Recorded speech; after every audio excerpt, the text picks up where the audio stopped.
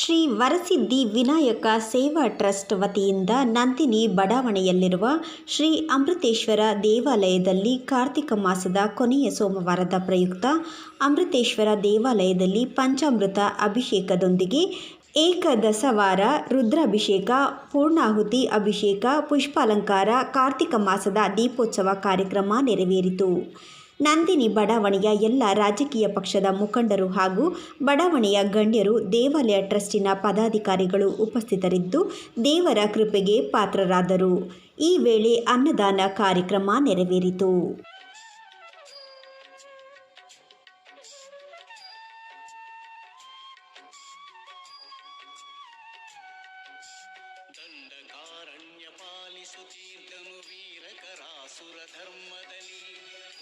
ದೇವಸ್ಥಾನದಲ್ಲಿ ಹಾಗೂ ನಂದಿನಿ ಬಡಾವಣೆ ಎಲ್ಲ ದೇವಸ್ಥಾನಗಳಲ್ಲಿ ಭಾಳ ವಿಜೃಂಭಣೆಯಿಂದ ಕಾರ್ತಿಕ ಸೋಮವಾರವನ್ನು ಮಾಡ್ತಾ ಇದ್ದಾರೆ. ದೇವರು ಎಲ್ರಿಗೂ ಆರೋಗ್ಯ, ಐಶ್ವರ್ಯ, ಆಯಸ್ಸು ಕೊಡಲಿ ಹಾಗೂ ಒಳ್ಳೆಯ ಆಯಸ್ಸನ್ನು ಕೊಡಲಿ ಅಂತ ಹೇಳಿ ನಾನು ಭಗವಂತನಲ್ಲಿ ಪ್ರಾರ್ಥಿಸ್ತೀನಿ.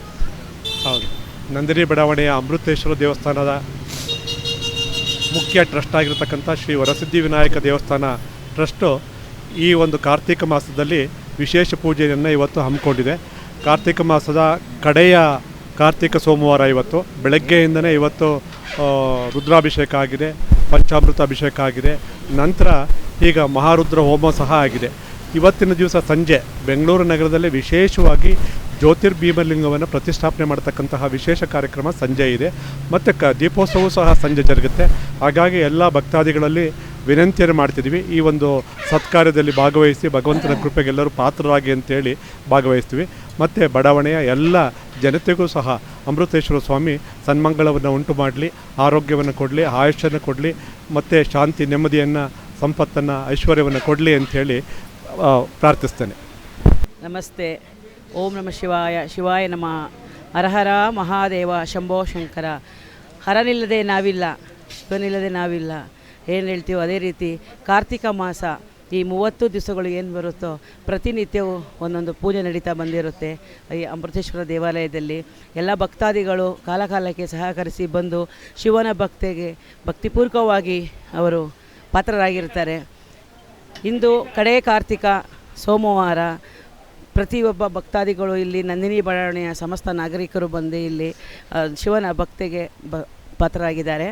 ಇಂದು ಹೋಮ ಹವನಾದಿಗಳು ಇಲ್ಲಿಯ ತನಕ ನಡೆಯಿತು. ತುಂಬ ಭಕ್ತಿಪೂರ್ವಕವಾಗಿ ನಡೆದಿದೆ.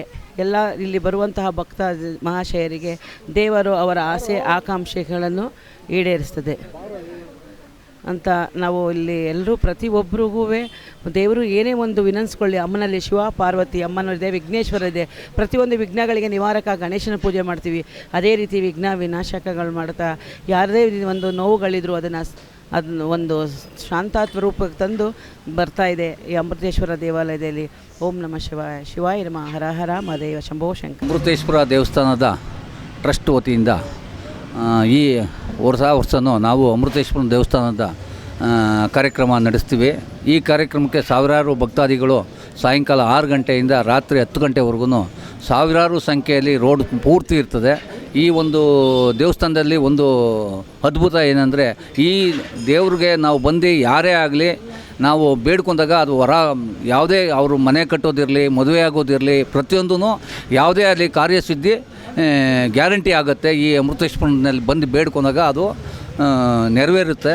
ಆದ್ದರಿಂದ ಈ ನಮ್ಮ ದೇವಸ್ಥಾನದಲ್ಲಿ ಒಳ್ಳೆಯ ಸತ್ಯ ಇದೆ. ಇದನ್ನು ಸಾವಿರಾರು ಜನಕ್ಕೂ ಗೊತ್ತಾಗುವಂಗೆ ನಾವು ಈ ಒಂದು ಅಮೃತೇಶ್ವರ ದೇವಸ್ಥಾನದ ಕಾರ್ತಿಕ ಸೋಮವಾರ ನಾವು ವಿಜೃಂಭಣೆಯಿಂದ ನಡೆಸ್ತೀವಿ.